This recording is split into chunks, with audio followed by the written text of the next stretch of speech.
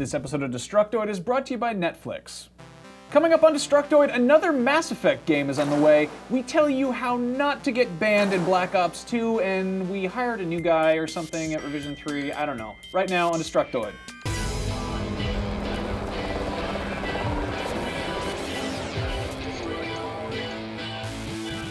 Welcome to Destructoid. I'm Tara Long. And I'm Max Scoville. Happy Monday, Max. Happy Monday, Tara. A happy Monday indeed. You know what Monday is, don't you?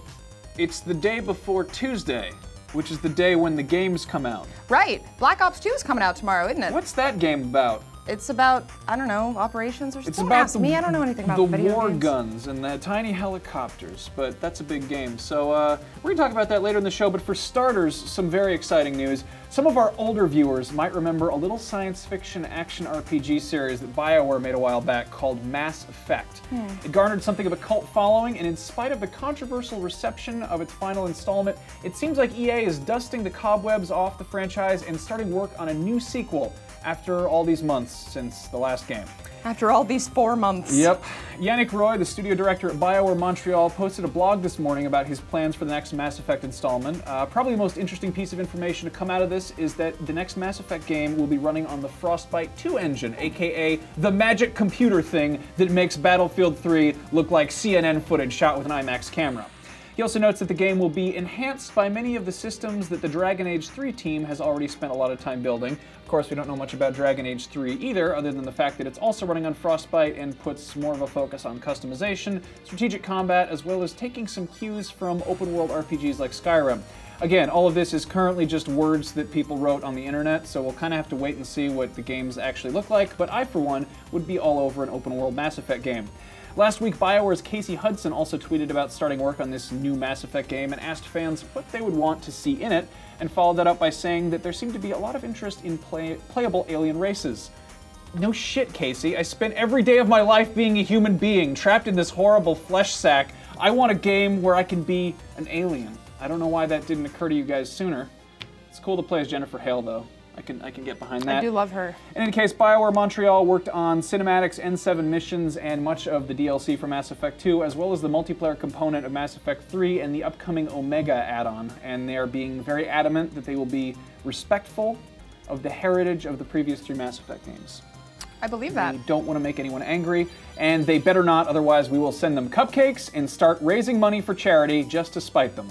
I'm going to start pissing people off just so I can get cupcakes. Let's do it. That's a great idea. Let's ruin the end of a game series. So I just love cupcakes. They're delicious. Is true. So on last Friday's show, I told you guys about how Activision was teaming up with YouTube to allow players to live stream Black Ops 2 multiplayer matches straight from their PC or console, and now we have the actual terms of this thing.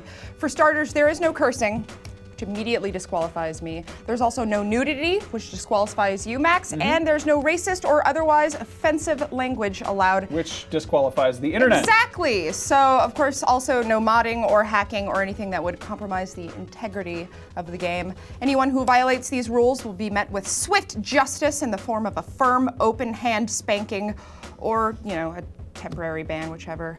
Although that could lead to a permaban later on down the line if you don't knock it off. So while we are on the subject of Black Ops 2, it has also been announced that the Nuketown Zombies map, this is not to be confused with the Nuketown 2025 map, which you previously had to order one of the collector's editions to get, well, now this is going to come included with all the Black Ops 2 Season Pass purchases. This is, of course, on top of the 4 already planned DLC map packs, which are going to be launching until sometime next year. Nuketown Zombies, however, will be available tomorrow on launch day if you pre-ordered a collector's edition. If you did not, if you just bought a 360 Season Pass, you'll get it sometime in December. And if you bought a PS3 or a PC Season Pass, then you get it sometime after that. That's as descriptive as we get. Schedules. Yeah, seems kind of unnecessarily complicated. So to distract you all, here is a teaser image of a zombie utilizing safe radiation practices, as they all should. That's cool. Yeah. Yes, he's got a funny outfit. That's a picture if I've ever seen one. Gaming news, everybody. So in a move that made every game journalist on the planet succumb to sudden crippling rage, Gabe Newell had a group of 4chan members over to Valve HQ for a studio tour. Normally they don't really talk to the press or anything, but they'll just have people come on over to visit. He's like Jesus to them. Pretty so much. This is actually in honor of Gaben's birthday last week, and the 4chaners came bearing gifts, and in return they actually got some details about what the House of Half-Life's clandestine goings-on have been. What were the gifts that they brought? They actually brought him a box that was like locked up, and then he had to open it, and inside was one of the soldier hats from Team Fortress 2. It was very cute. They also made him a big poster. Thoughtful. It was like a big birthday card. They all signed it. I'm not Good actually on you, making that 4chan. up. Anyway, so we've heard murmurs about a Source Engine 2 for a while, and there were a few hints of it tucked away in the Source Filmmaker, and it's kind of assumed that, you know, a new engine would be on the horizon because we've had the first Source for ages. But when these ambassadors of 4chan asked Gaben point blank if he was working on a new engine, the answer was, "We've been working on new engine stuff for a while." And as a follow-up question, someone asked if it would be more than an extension to Source, like an entirely new engine, to which Gabe answered, "Yeah." Gaben then added that they were waiting for the right game to use it on, which is funny because Half-Life 3 is one of the most anticipated games of all time. And then Gabe then went on to confirm that Ricochet 2 is in production, which you see is funny because the first Ricochet is probably the only not great game that Valve has ever released. So there you go. Valve is still doing stuff. Can they count to 3? We don't know. Will Source Engine 2 be the last engine they ever make because they can't count to 3? Who knows? But we will have to wait and find out. Possibly forever. If you're wondering how a ragtag crew of 4chaners managed to get a tour of Valve Studios, apparently all they did was email front desk at valvesoftware.com and ask for a tour. We should just do that. I don't know why we haven't done that. I should just email Gabe personally. Hey, Gabe, can we hang out? I just want to give the guy a hug. He's literally becoming Santa Claus. He's got a great big bushy beard, and he brings gifts to children all over the world. I like to think he was trolling about Ricochet too. I think he was. Yeah. He knows how to play the game. Moving along, Square Enix just announced a North American Collector's Edition for Tomb Raider, and we are going to report on it because it's Monday, damn it, and that should be an excuse for everything. Now, in addition to a copy of Tomb Raider, the Collector's Edition also comes with a survival tin, which is themed like the game. It also includes an 8-inch action figure of Lara Croft wielding a bow and arrow, which apparently you can swap out to have her hold either a shotgun, a handgun, or a climbing axe. So I guess if you like weapons, that's cool. This is the Play Arts Kai figure that was first shown off back at E3, so you might have seen this before. It also comes with a 15 by 19 inch double-sided poster / map thing. It also comes with a 5 by 7 lithograph of Lara looking quite sultry. It also comes with a trio of iron-on badges as well as a 10-song soundtrack with a physical disc and everything, so it's not digital. And of course, the only digital thing you get is a download code for a DLC weapons pack. So kind of standard fare for a video game collector's edition, nothing overly exciting in there. That's pretty good. Having an action figure versus just like a weird kind of figurine statue. Yeah, I guess it is better than like a resin figure. Yeah, I'm pretty sure that's the Play Arts Kai ones. Those are very, very fancy. Although, removable parts. Yeah? Not always a good thing, if you know what I mean. I like the idea of Lara Croft with no hands. But maybe that's just me, I don't know. Nope. Anyway, the Collector's Edition will run you $99.99. It launches right alongside the game on March 5th, 2013.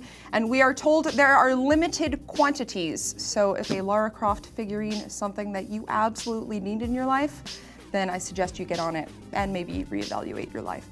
Just a suggestion. So we're going to be back in just a second to talk about our big news, but first, why don't we thank our sponsor? Sounds good to me. Guess what, guys? It's 2012, which means there's no excuse to not be using Netflix. It is hands down the easiest way to watch movies and shows you love whenever you want without having to sign up for tons of different subscription services, because those are no fun. With Netflix, you can bypass that expensive cable bill and instantly stream TV episodes and movies straight to your PC or Mac, or right to your television. All you need is a Netflix-enabled device like a PS3, an Xbox 360, or a Nintendo Wii. For a limited time, Netflix is offering all Destructoid viewers their own free trial membership. Just go to netflix.com/Destructoid and sign up now.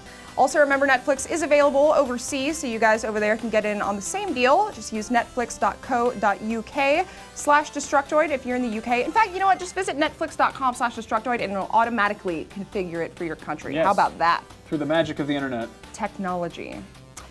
So, back to the show.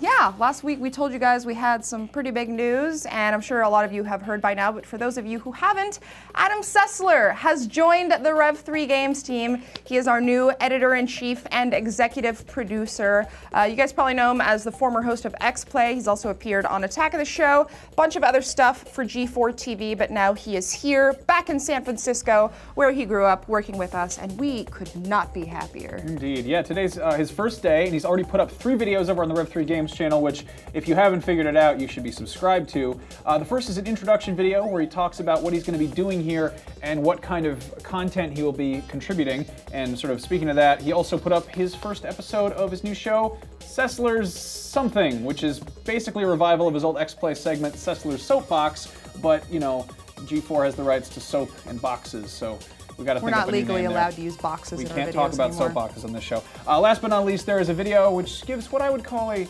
hauntingly accurate portrayal of Adam's first day here at Revision 3, and I don't want to spoil it for you, but there's injury of genitals, because that's how we do things here. It's my genitals. How do you feel about this, Tara?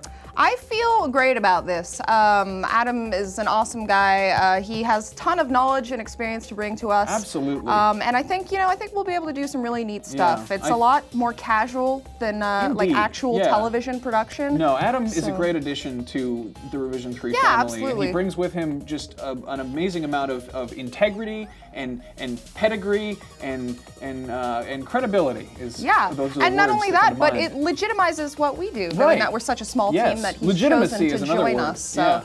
do you have anything that you want to say? No? Okay, all right. Well, that is all the time we have for today's show then. If you guys want to stay in touch with us outside of the show, you are more than welcome to go follow us on Twitter. I am Tara Longest, he is Max Scoville, and the show is on there, of course, at Detoid Show. We're going to be back here on Wednesday with more news for you. And as always, as we've told you a million times, please go subscribe to Rev3 Games, because that's where we're doing all of our other awesome things that aren't this show. And stop committing crimes, because someone out there has been doing that, and just knock it off. And go to bed. Yeah, and get some exercise before you go to bed, not after.